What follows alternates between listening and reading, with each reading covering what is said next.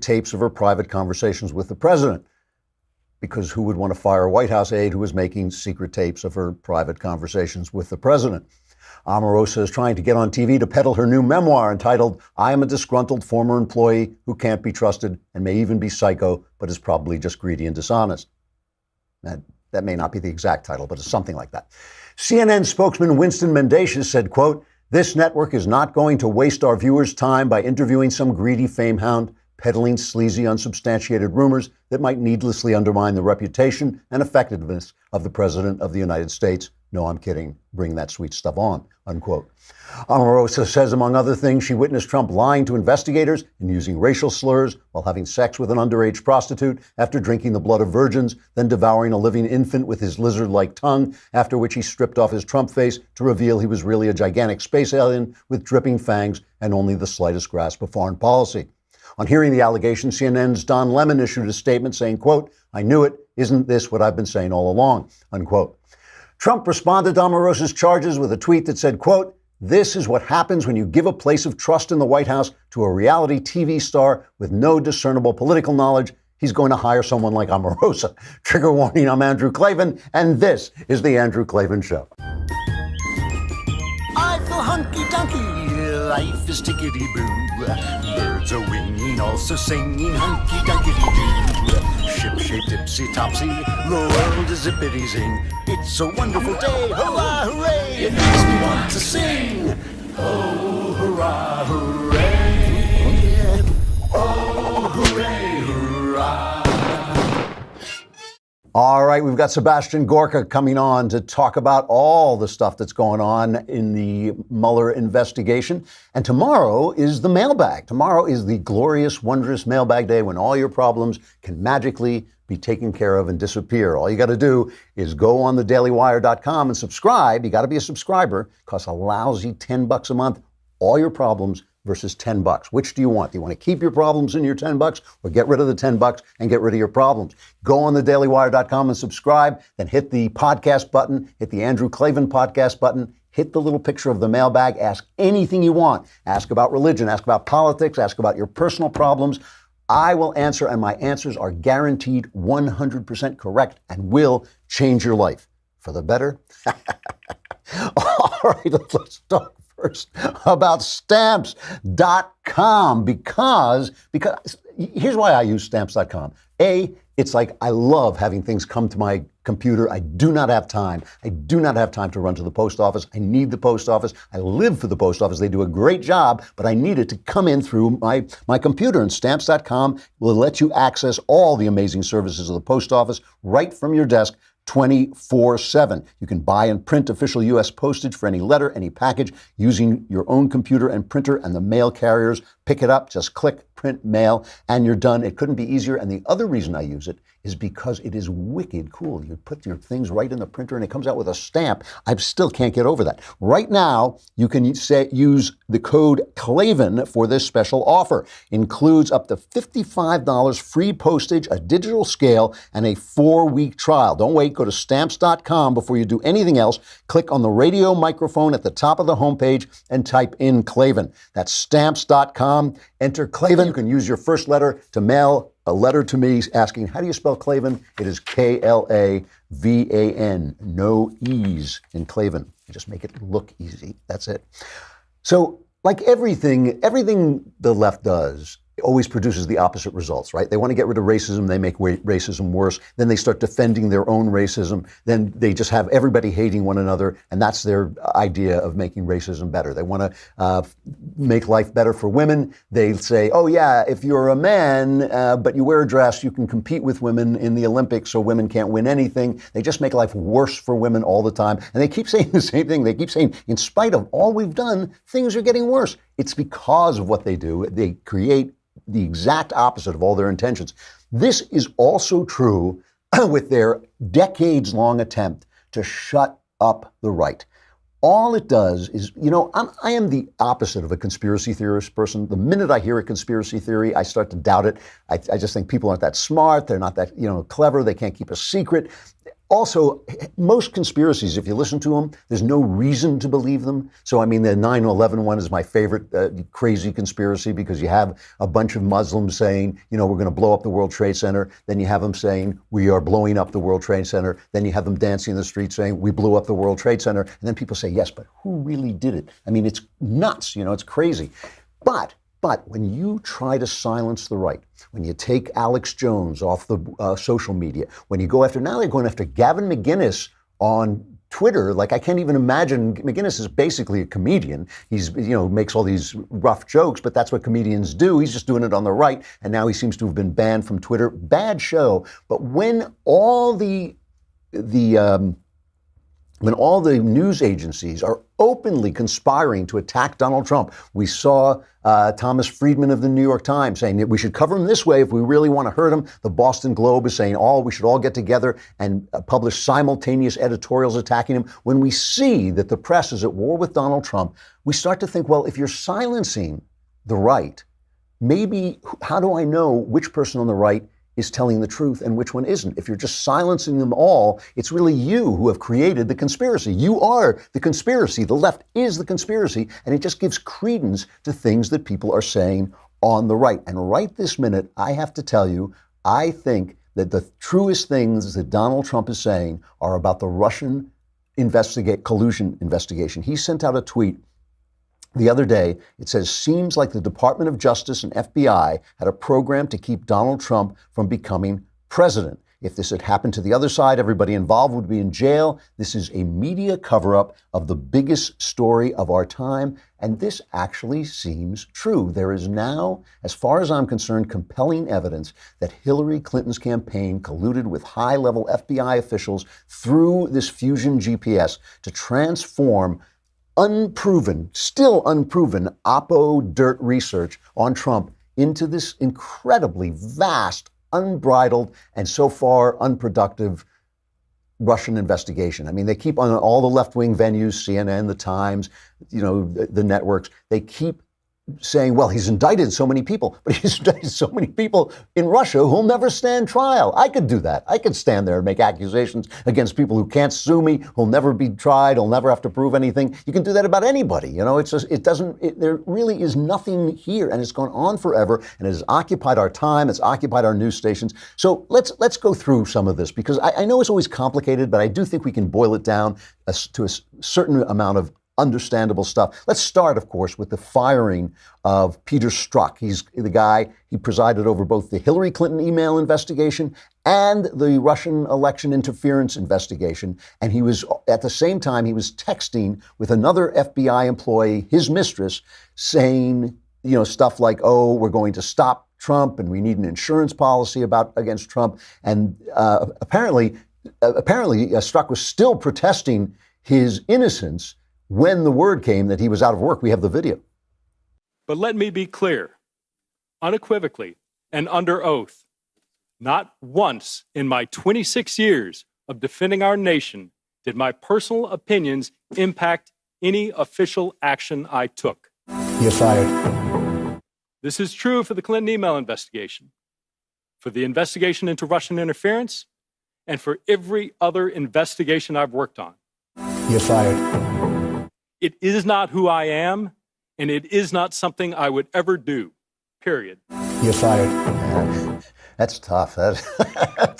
He's a tough president. You know, this is the guy, the Inspector General Michael Horowitz said that his emails created the appearance that investigative decisions were impacted by bias or improper considerations, and that his behavior was not only indicative of a biased state of mind, but even more seriously implies a willingness to take official action to impact the presidential candidate's electoral prospect. He recommended, the AG's office then goes on to the guy who overlooks behavior, and he recommended suspension, but the deputy chief of the FBI overruled him and just canned him. And that's rare. I mean, so they really were looking at this. His lawyer will give his lawyer a chance to protest. He said, this is Eitan Goldman. He said that it's all political. Here is his lawyer. I don't think that you can rationally reach any conclusion other than it was political. Pete, along with several other employees who sent anti-Trump texts were referred to the Office of Professional Responsibility, or OPR. That's a division within the FBI that is in charge of internally disciplining agents. And we had a normal process, where we engaged with OPR and submitted something in writing and went in and orally presented. And they decided that what the appropriate punishment should be is a 60-day suspension, demotion, and signing what's called a last chance letter, which basically is double secret probation and says that you can be fired if you do anything else wrong. That decision was overruled by the deputy director of the FBI. It's something that he had the authority to do because it was delegated from the director of the FBI, but it is a vanishingly rare occurrence for things to happen this way. And I think it's difficult to believe, given the steady drumbeat of texts demonizing Pete from the president and all the calls on Capitol Hill by Republicans for Pete to be fired, that didn't play a role in the Bureau's ultimate decision. His narrative is basically Trump. This is all political. They're under pressure from Trump, and Trump fired him. I'm going to answer that in just a minute. But first, we got to talk about Black Rifle Coffee. And, I'm a coffee guy. I'm a big coffee guy. I really can't get started to work without it. I drink it as I come on the air. I used to be a Starbucks fan, but I just can't do it anymore. Black Rifle Coffee, because of all the leftist posing and all this stuff, but Black Rifle Coffee is totally different. This is founded by former special operation vets, and it delivers the best roast-to-order coffee right to your door, guarantees you're getting fresh premium coffee with every order and without the left-wing garbage. In addition to great coffee and gear, Black Rifle has a coffee club that makes things easy. No lines, no running out, just great coffee shipped right to your door every month, hassle-free, and they also give a portion of their sales to veteran and first responder causes. And I've talked to these guys, and they just do not indulge in social justice warrior nonsense. So visit blackriflecoffee.com/Klavan and receive 15% off your order. That's blackriflecoffee.com/Klavan for 15% off. blackriflecoffee.com/Klavan. And of course, everyone who wants to support the military must know how to spell my name. I don't know why, but I just made that up and it sounded great. It's Klavan, blackriflecoffee.com/Klavan. Good coffee. So their narrative, the lawyer's narrative, is, this is all Donald Trump, all Donald Trump. Jim Jordan, conservative congressman from Ohio, he says this. I mean, this is an incredible piece of audio. Just listen to this for a minute. I mean, the American people deserve an FBI that's not biased. They deserve an FBI that's going to focus on the truth. Obviously, Peter Strzok wasn't that individual. And I think it's important to understand he just wasn't any old agent at the FBI. He was deputy head of counterintelligence.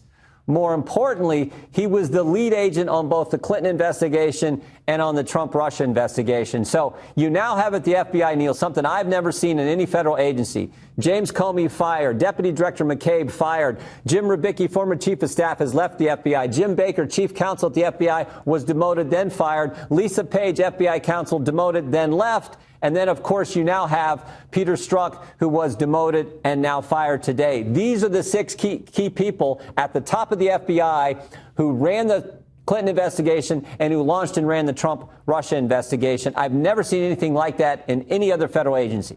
What Jordan is describing is an agency that has just suffered a massive scandal. People being fired left and right, top people being fired left and right. And it's always important to emphasize this is not the working FBI agent who's out there busting bad guys and serving the American people. This is Obama's top level of DOJ and FBI people who are being shot down and fired. This is a major, major scandal what happened. It wouldn't look like this. It's not Trump doing it. It's the agency doing it. They are cleaning out after a scandal. That's what a scandal looks like when it sweeps through an agency and when they actually take care to clean things up. That's what a scandal looks like. Where is the media? And it's not that they're, it's just that they're not playing it up like the big deal it is. And they start screaming, Trump is undermining our faith in our law enforcement guys. These big guys are being fired like crazy because it's a scandal. So what did they do? I mean, this is the thing I want to talk about, just because it really does seem to me, I don't want to be a conspiracy guy, but it seems to me there was a conspiracy. So let me just remind you of a couple of players, right? Bruce Orr was the Associate Deputy Attorney General. So he's number 4 at the DOJ. Bruce Orr, he's since been demoted. I think he's a janitor now, or he delivers the coffee in the morning. I'm not sure, but he was the 4th guy at the DOJ. Nellie Orr was his wife, and she worked for Fusion GPS, okay? So remember that. Bruce Orr, number 4 at the DOJ, Nellie Orr's wife, working for Fusion GPS. Fusion GPS is the company that the DNC and Hillary Clinton paid something like $1 million to get dirt on Donald Trump, right? And that's Glenn Simpson is the head of Fusion GPS, and Christopher Steele is the former British guy who went out and did the dirty work and gathered all this information. And again, of that dossier, which is now called the Steele dossier, this Fusion GPS dossier, not one major allegation has been substantiated. Not one, okay? So none of this stuff, it just seems like Oppo research that really didn't come to pass. John Solomon, writing at The Hill, now has information that Simpson and Steele of Fusion GPS met secretly with Bruce Orr. And we now know that they were passing, Steele got fired from the FBI. He was working with the FBI as well, but when he used the press too much, they fired him. But he was still passing information through Nellie Orr to Bruce Orr. So that this was going on a long time. He met secretly with Bruce Orr, passed him a memory stick, right? And there are notes, handwritten notes from Bruce Orr, which have now come to Congress, the congressional oversight. And the notes that Orr took at this meeting with Fusion GPS follow the path of the Russian investigation. Here's John Solomon, the writer at The Hill, explaining this. From Bruce Orr's notes, where he's talking to both Christopher Steele and Steele's boss, Glenn Simpson, the founder of Fusion GPS, you can see every allegation that the FBI pursues 3 or 4 weeks later in Bruce Orr's notes first. They start talking about Carter Page on August 22nd. In September, Carter Page becomes a target, and in October, he becomes the focus of the FISA warrant. Orr is almost like organizing the information in some way with Steele and Simpson, and then somehow it just keeps making its way to the Justice Department. I know that in general, John. I mean, I get that this is like a John le Carré story. I mean, it is a genuine spy story. But what the hell is going on? I mean, what on earth is going on? How did they lose their way? I mean, obviously, this is an agency where they got caught up in that Obama feeling. They got caught up in the Obama world of an Obama future in the holy name of Obama. And they were just doing this stuff because they saw the steamroller Trump coming down the pike. And they decided, if Hillary Clinton comes in with Oppo research, these are her people coming to the DOJ with dirt on Trump, and they're using Oppo research to start an investigation, to guide an investigation. Now, let's just go back to, some of this is coming from Lee Smith, writing at Real Clear Investigations, at Real Clear Politics, which is a pretty, I know it's got a conservative backing, but it's a pretty balanced website. He says that now when you look at this, when you see this and you see what stuff we knew before, you have to look back at this meeting that Don Jr. had, this big meeting with Natalia Veselnitskaya, right, the Russian lawyer. And again, I understand this is complicated, but it's worth trying to follow it just a little bit, and I'll try and keep it as simple as possible. The Russian lawyer is also paying Fusion GPS. She wants to get dirt on a Russian businessman. Okay, she wants to get dirt on a Russian businessman because she hopes it will help overturn the Magnitsky Act. All right, it's a complicated story, doesn't matter. The router thing is the Magnitsky Act. She goes to Don Jr. and Jared Kushner and Paul Manafort, and she says, I've got dirt on Hillary Clinton. And she has this kind of unsubstantiated story that this Russian businessman and Hillary Clinton, blah, blah, blah, blah, blah. And Don Jr. listens to this, and it's all about the Magnitsky Act, and he doesn't buy it, and he leaves. He said, maybe we'll take up the Magnitsky Act later, but we're not going to do it. This woman, this Russian lawyer, has dinner with Simpson from Fusion GPS both before the meeting and after the meeting. So it really seems entirely possible that the meeting itself might have been a setup, that the meeting itself was meant to entangle the Trumps in this kind of Russian net. That it seems obvious to me that certainly Donald Trump had no idea about any of this stuff. I mean, not that he didn't know that the meeting might have taken place, but just that the idea that he was calling up, Vladimir Putin, which is this fantasy that they have on CNN, that he was, Vlad, can you help me, defeat Hillary Clinton? That's it's nonsense. And it all seems to come back. It all seems to come back to this Hillary Clinton Fusion GPS, Department of Justice nexus that really is as dirty as Trump says it is. And listen, you've heard me go off on Trump, and you've heard me go off on his dishonesty and his bullying and all that stuff. But after all, the whole thing about Obama, Shakespeare said a man can smile and be a villain. The whole thing about Obama was, yes, he was more classy than Trump. Yes, he was more poised than Trump. Yes, he had a better routine as president than Trump. Trump makes fun of the idea of being presidential. Obama was much more presidential. But Obama was a dirty guy. Obama ran the government like a Chicago machine. And this is the wages of that. And so it's the press covering it up that makes it so hard. The press is picking on our old pal Devin Nunes or Nunu or whatever his name is. They're picking on him all the time because he has been trying to get this stuff out. I mean, think about that for a minute. Think about guys. I am a journalist. I go to work every day trying to get at the truth. Here's Devin Nunes doing what he's supposed to do, his congressional oversight over these immensely powerful agencies, and the press is picking on Devin Nunes. It makes no sense. I mean, it does make sense if you're just a complete arm of the Democrat Party, but that's the only sense it can possibly make. And so Nunes is caught on tape, and I won't even say caught on tape. He's like talking to a Republican fundraiser, and they get him on tape, and suddenly the press is like, oh, did you hear what he said? He said, we're the only ones who can clear Donald Trump, because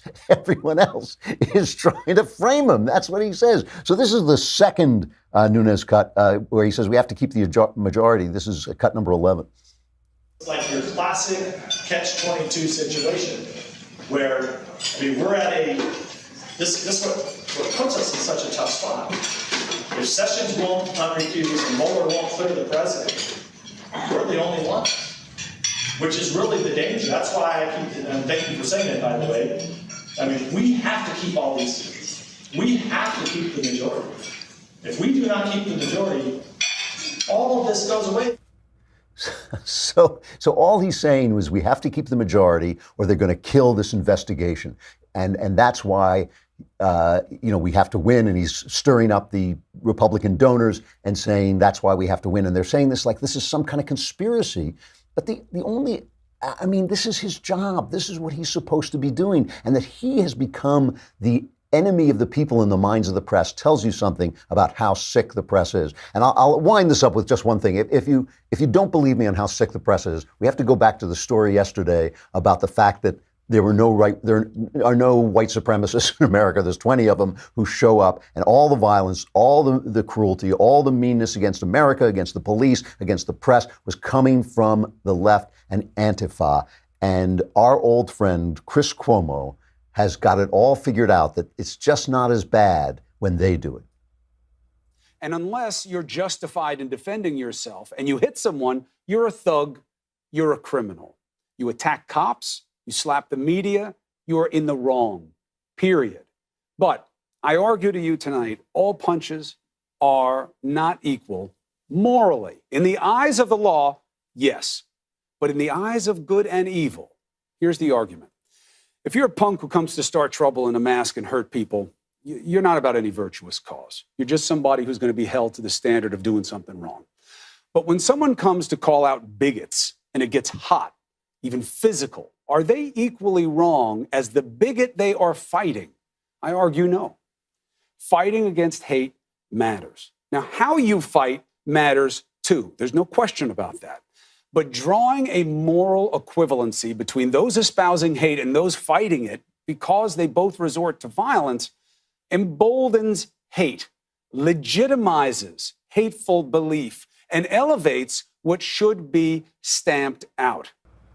Thank heaven for Chris Cuomo, because whenever you call Don Lemon the stupidest man on television, they accuse you of racism because Lemon happens to be brown. But thank God there's Chris Cuomo, who's just a tiny little bit stupider, I think. I mean, basically, this is what he's saying to you. If you get punched in the face by a guy who says he's against hate, it's not so bad. Don't wait. It's a good punch. That's a good punch. If he kills you, and one of these guys, somebody is going to get killed by one of these Antifa guys eventually.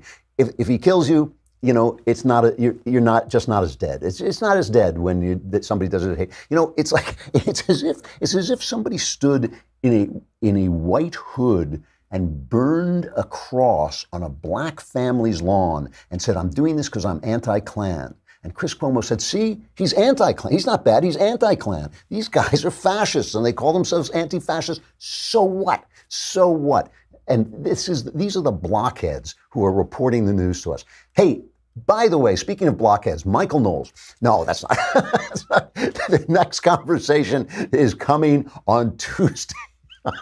Tuesday, August 21st at 5:30 p.m. Eastern, 2:30 p.m. Pacific. And yes, it is Michael Knowles, who was just rescued from his terrible future by our famous DeLorean or whatever it was. He is back to answer your questions on the conversation moderated by our very own Elisha Krauss. The Q&A will stream live on YouTube and Facebook for everyone to watch, but only Daily Wire subscribers can ask Knowles questions. To submit your questions, log into thedailywire.com, head over to the conversation live stream to watch, type your question into the chat box to have it read and answered on the air. Once again, subscribe to get your questions answered by Knowles on Tuesday, August 21st at 5:30 p.m. Eastern, 2:30 p.m. Pacific, and join the conversation. Now I feel bad because I compared Knowles to Chris Cuomo. I take it back. I mean, even Knowles does not deserve that. All right, we got Sebastian Gorka coming up. Come on over to thedailywire.com.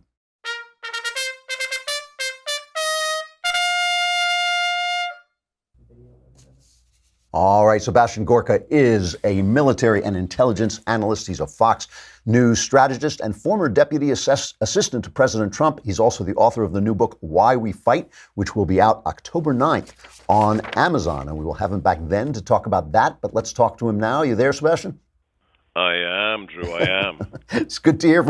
It was really nice to meet you face to face in Washington. And I appreciated your introducing me to great. Don Jr. Yeah. How do you like Trump International? If you're a conservative in the swamp, that's the place to be. It was great. It really was like the smuggler's bar from the first Star Trek thing. Every breed of conservative was in the place, and the hotel lobby, the lobby bar, is spectacular. I don't know what the rooms are like, but the place is beautiful. Right. No, the rooms are superb as well. Listen, before we get into serious issues, All okay, right. I just need to talk about the monologue you did on Ben and Ocasio-Cortez, and you used the phrase "the kosher Casanova."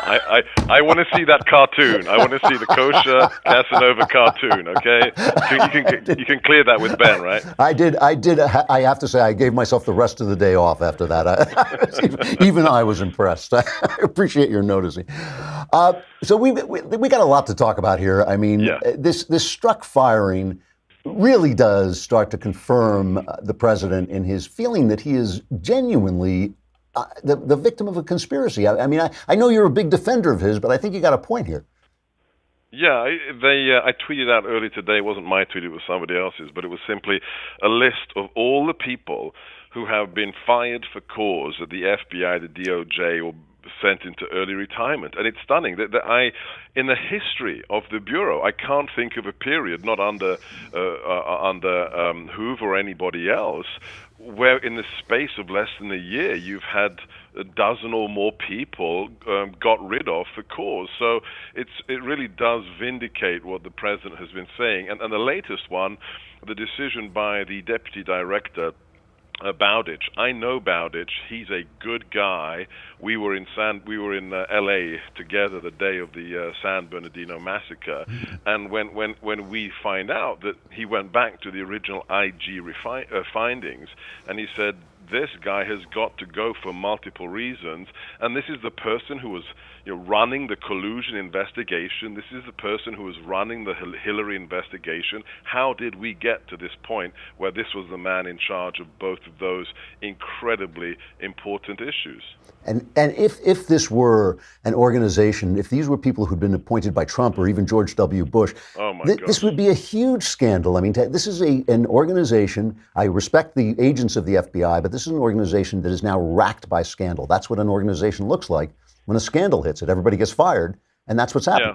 Yeah. This hits very close to me because before I went back into government, I was traveling. I was doing 20,000 miles a month, going from FBI field office to FBI field office, because with my wife we had a company that was providing counterterrorism training on Al Qaeda and ISIS to federal agencies around the country. And wherever I went, they'd give me a pin of the local office. The next time I traveled, I'd wear it with pride. Drew, I don't wear FBI pins anymore since the last 2 years because just a handful of people at the very, very top have destroyed the reputation of one of the world's, if not the world's, most famous law enforcement agency. It is. It's pitiful. You know, explain something to me. This is something I literally don't understand. I don't want you to, I'm not asking you to go off on Jeff Sessions at all, but I don't understand. The president is obviously incredibly angry about this. We heard Devin Nunes just before you came on saying if he won't unrecuse himself. What is the theory of why he recused himself that doesn't have to do with ethics? I mean, it seemed to me he just did it on an ethical basis, but obviously Trump feels that's not so. Yeah. Look, I told the president I wasn't going to criticize any serving member of the cabinet when I resigned from the White House. If they leave, that's fine. I'll spend hours talking to you about the disaster that was Rex Tillerson. But Sessions is still in there as AG. From my personal experience, all that I will say is I think this man, he didn't really understand the Sisyphean nature of what he was getting involved in, and he thought this would be just like being an AG for a state, and it's not after 8 years of Obama. And then when you go into a new organization, you need people around you who you trust. And the idea that he just inherits this guy, Rod Rosenstein, who actually appointed Mueller as the special prosecutor after he failed in the interview to get back his job as director of the FBI, I think that was the biggest mistake. He went in there without the requisite understanding of the depth of the corruption, and beyond that, he entrusted he trusted people around him who were not deserving of that trust. Fair enough. I mean, I have to say that Republicans appoint these special counsels at the drop of the hat. I don't know what it would take before a Democrat would do. I mean, it had to be Clinton with Monica Lewinsky before they would appoint a special counsel. Obama could have done it 4 times. On that point, I think it's an awful institution. I don't care if the president is a Democrat or a Republican. This is like a missile with no guidance system, and it's out. They have too much money, too much power.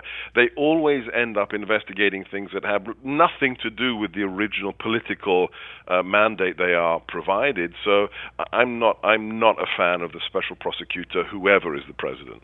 Bill McGurn, who is a pal of mine, and I think has been really fair to Trump, very balanced. He has a column in the Wall Street Journal today just begging Trump to declassify the documents that Devin Nunes wants and that the DOJ and the FBI are holding back.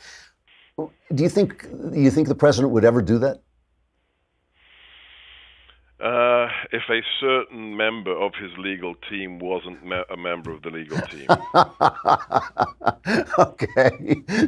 And it's not one of the people that he recently employed. Okay. So he's getting advice that not to do this because it would just cause too much political damage?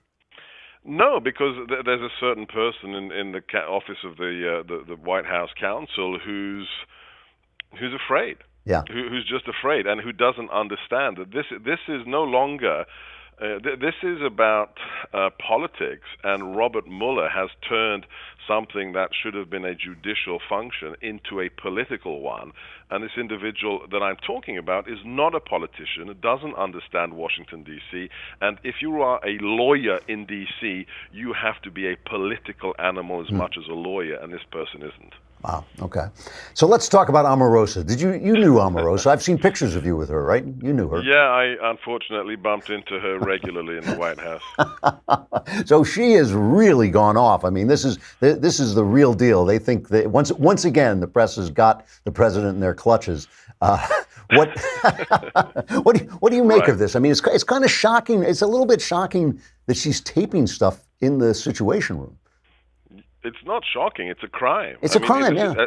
As you walk, the Situation Room is actually 3 different rooms underneath the West Wing next to the Navy mess. And when you walk in, there are people at the desk who run it, who are responsible for its security, and there's a whole long row of lockable cabinets where you are supposed to put your phone, your laptop, any electronic device must be locked in there before you go into these are called SCIFs, Secure Compartmented Information Facilities. This is the most important SCIF in the U.S. government outside of Air Force One. This is where the president goes when he's planning a military intervention. So the idea that this woman knowingly, there's no way you do this accidentally, walked into the most important SCIF in America with a surreptitious recording device and did this.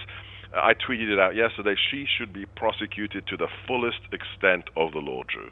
So I noticed that they're going to sue her for violating a non-disclosure agreement. Right. But that's not the same thing as No. Prosecuting her. Yeah, you don't think that's going to happen? No. That's a civil matter. She has been incredibly unwise. I signed an NDA when I came aboard to advise candidate Trump back in 2015. I signed one with the Trump organization. I'm sure she signed a very similar one. She has clearly written a book that is defamatory, and that goes against her agreement. She is in civil jeopardy with regards to that, and she is in federal criminal jeopardy with her abuse of the classified infrastructure regulations that are in the White House. Look, on the one hand, Drew, you have to try and be Christian about it. This woman needs some kind of professional help. I mean, seriously, the statements she's making are beyond the pale. What she's saying about the president, the language she uses, the fact that just 2 years ago she was saying exactly the opposite. Unless she is a totally amoral manipulator and just a snake, this is a person who may have some mental issues as well that she needs to get treated. I have to ask you this. She's claimed she's got a tape of Trump using the N-word, which I think would be enormously depressing as well as damaging. Do you believe it? If she had the audio, it would already be out there. She doesn't. Yeah. It's a lie. Okay. It's a lie. I mean, she left what? She left when? 8 months ago? The idea that she'd be sitting on it for 8 months, garbage. Okay. Now, since I've got you here, I've got to ask you some political questions. The race in Ohio in the special election with Balderson, where he just barely pulled it out in this highly Republican district. I understand that even a near win is a win. I get all that, but it does seem that the numbers show some damage to Republican candidates, at least so far in the run-up to the midterms. Is Trump bringing them down? Is what happening? That he's alienating people with all the kind of obstreperous behavior? Not the people who, no, I mean, if you look at the polling data from Pew, the people who voted for Donald Trump 2 years ago are still massively fond of him and support him. There was a superb piece, I think it was today or yesterday, that Selena Zito wrote in New York Post, where she just crunches the math. Special elections never reflect the state of a nation just before a midterm. If you go back to 2006, the Democrats lost every single special election that year. When it came to the midterm, they flipped the House by 30 seats. 4 years later, you saw the same thing with the GOP. The Republicans lost every single special election and then took the House back. So the idea that a very sui generis district or state actually tells you what's going on in the nation, it doesn't really hold true. It's easy for the left to draw certain conclusions, but a special election is called special for a reason. When we were at the Trump International, there was a fellow there who you were sort of describing as a major observer of politics and kind of a fixer. And I asked him what he thought, and he said, we won't lose the Senate, but we are going to lose the House. Do you agree with him? No, I don't. Andy's a good friend of mine. We work together in the White House, but he is a genetic pessimist, so no. and he's being cautious.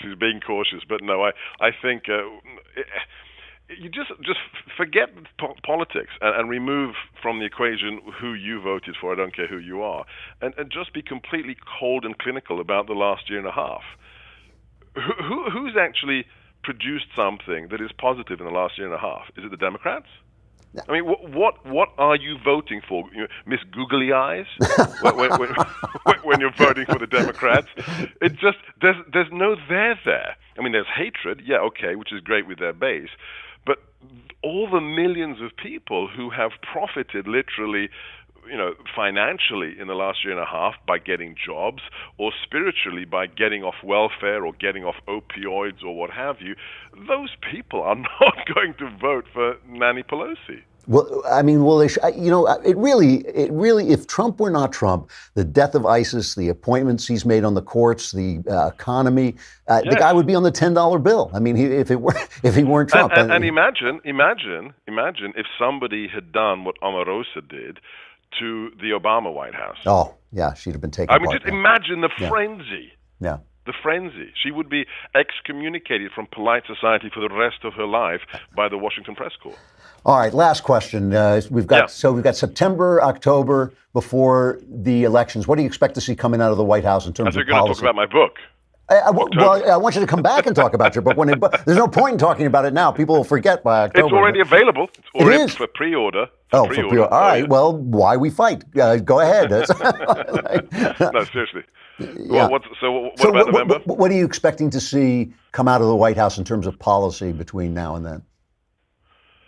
I think what we're going to see is the most important thing, the thing that'll get most oxygen, is going to be the ramifications of the deal the president signed yesterday for increased defense expenditure, what that means for our capacity to be more forceful and robust around the world. And beyond that, it's getting serious about resetting our trade relations with everybody. And this isn't about trade wars, because the other people started it first. When you have Canada leveraging, 280% tariffs on our milk, who started the trade war? It wasn't us. So I think that the biggest things are the continuation of the resetting of our global economic relations, and specifically within that, how we deal with a resurgent China that really is the only threat we face. I mean, we're dealing with ISIS, we'll deal with Iran, we'll deal with Russia, with North Korea.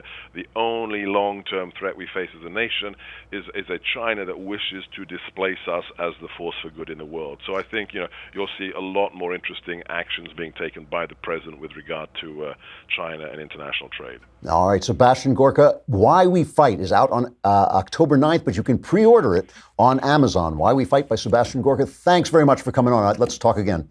Thanks, Drew. God bless. Bye-bye. Thanks. All right, we're running short. Let's go right to sexual follies.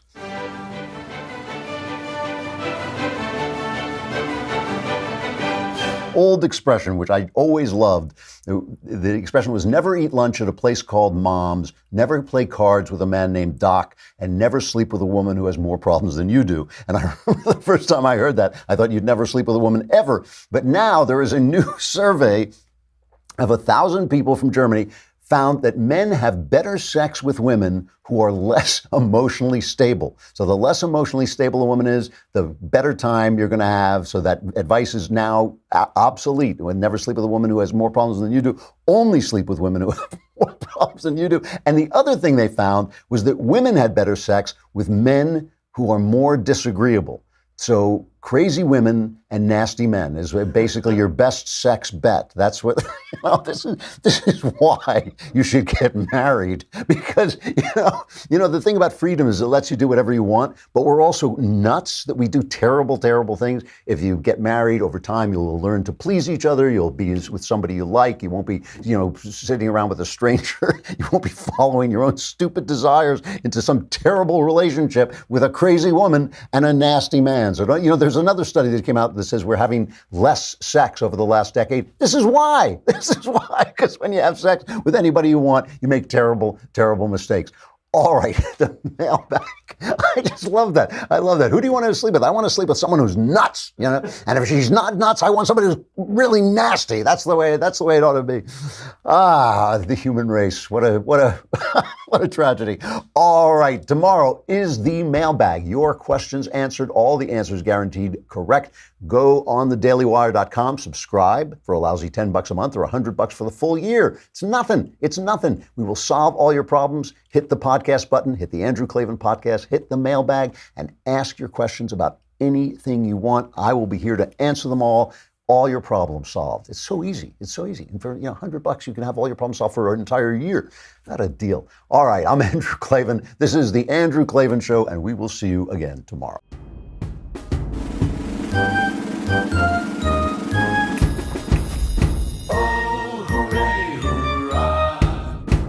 The Andrew Klavan Show is produced by Robert Sterling. Executive producer, Jeremy Boring. Senior producer, Jonathan Hay. Our supervising producer is Mathis Glover. And our technical producer is Austin Stevens. Edited by Emily Jai. Audio is mixed by Mike Cormina. Hair and makeup is by Jesua Alvera. The Andrew Klavan Show is a daily